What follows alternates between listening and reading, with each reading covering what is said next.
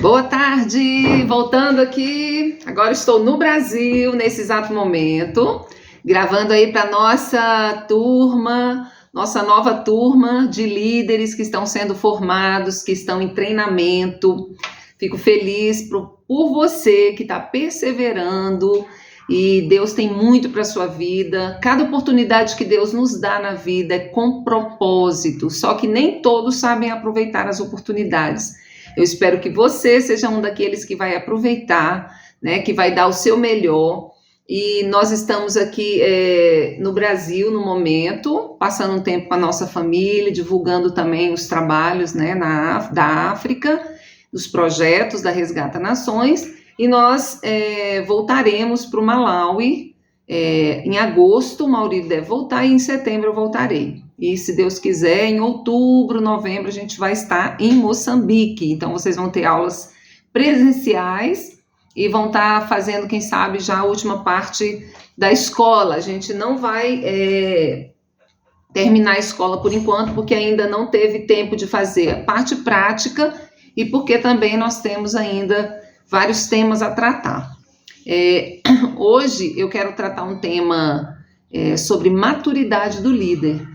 Hoje eu quero conversar com vocês um pouquinho sobre o que é um líder maduro, o que a gente espera de um líder maduro. Nós estamos com essa escola de missões para formar líderes, formar pessoas que vão realmente ser líderes, que vão poder influenciar outras pessoas. Um líder, ele tem alguém que o segue, alguém que o olha. Na verdade, todos nós temos alguém olhando para nós, nos tendo como referência.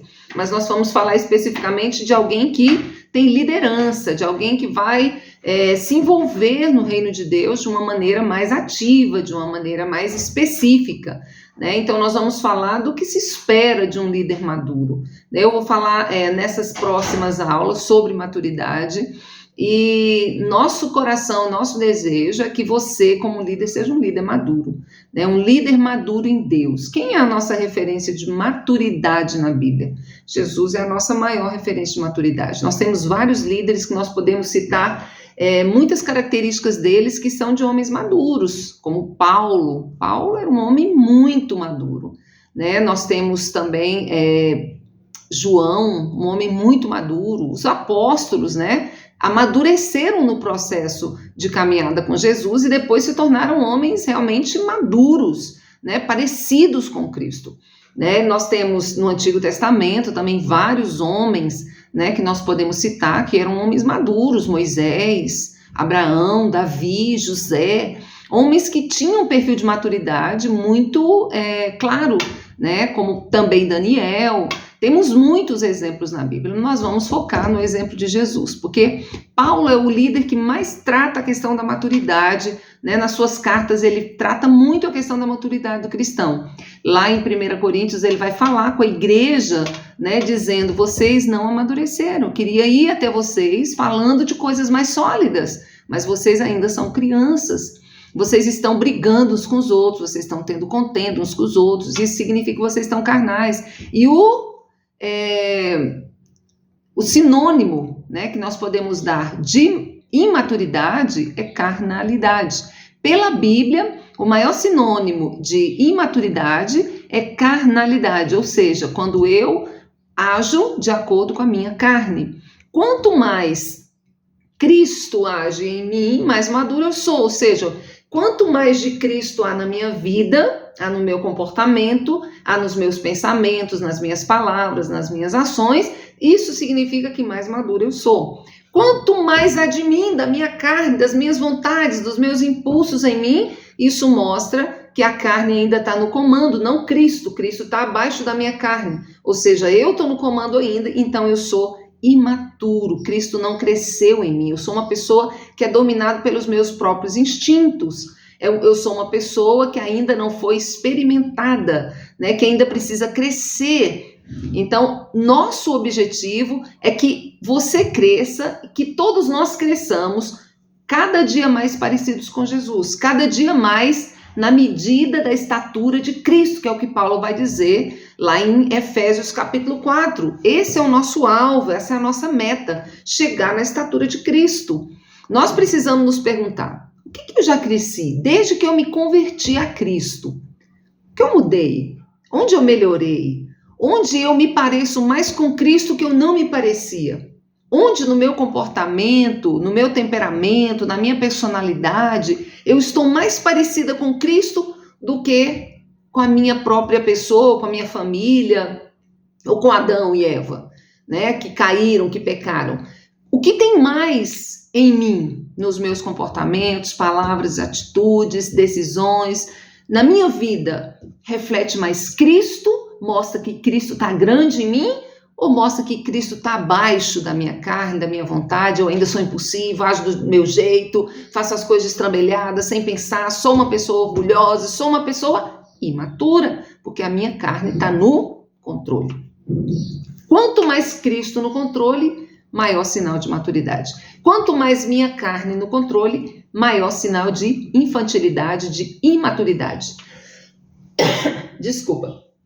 Então nós vamos conversar um pouquinho sobre maturidade. Nós temos vários textos na Bíblia. Eu selecionei 2 textos de Coríntios, primeira carta aos Coríntios, capítulo 3, e também nós vamos ver um pouco em Hebreus, capítulo 5. Bora lá, bora lá?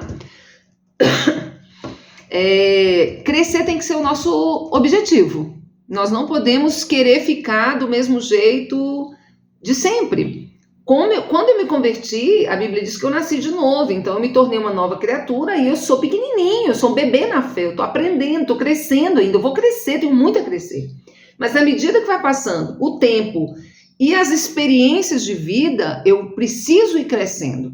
Cristo precisa crescer em mim, minha carne precisa ir morrendo e sendo apagada. Cristo precisa aparecer e minha carne precisa desaparecer.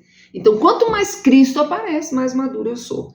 Então, nós precisamos querer crescer. Quem é que... A gente acha lindo uma criança, né?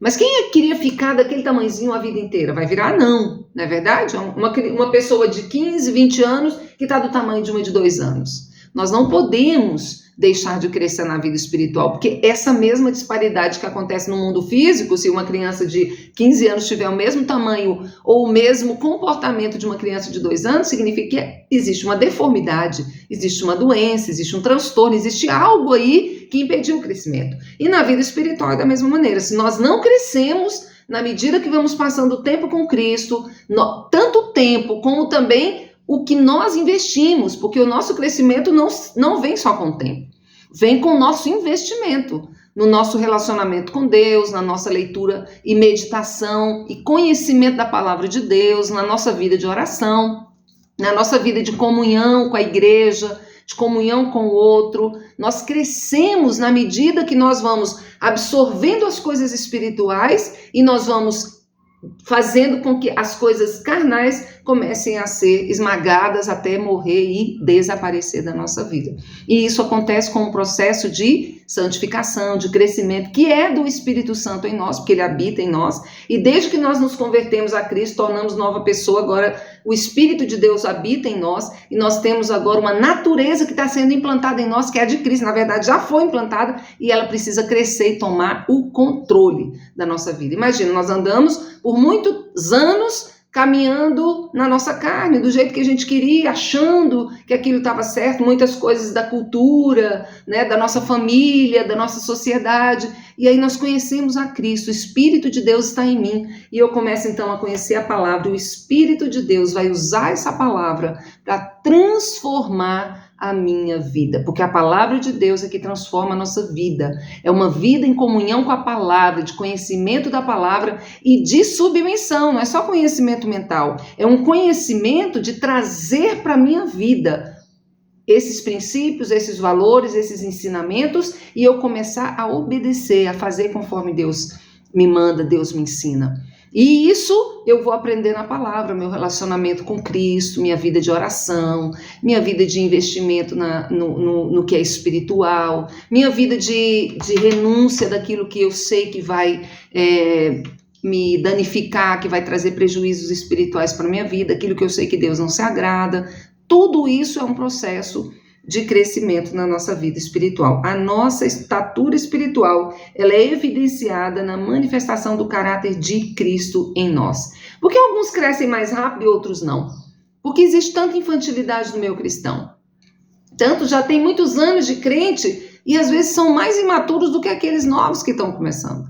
Porque exatamente são pessoas que às vezes não são aprendizes, não são ensináveis, não são abertas para aprender, ou são pessoas que não investem na sua vida espiritual, continuam com os mesmos hábitos, não alimentam, não leem Bíblia, não oram, não estão muito importando com as programações da igreja, com Deus, com a igreja, não tem um relacionamento real com Cristo, com a sua palavra, e isso significa que ele não está investindo na sua vida espiritual. E se nós não investimos na nossa vida espiritual, nós não vamos crescer. Então, para crescer, nós precisamos investir na nossa vida espiritual. Amém?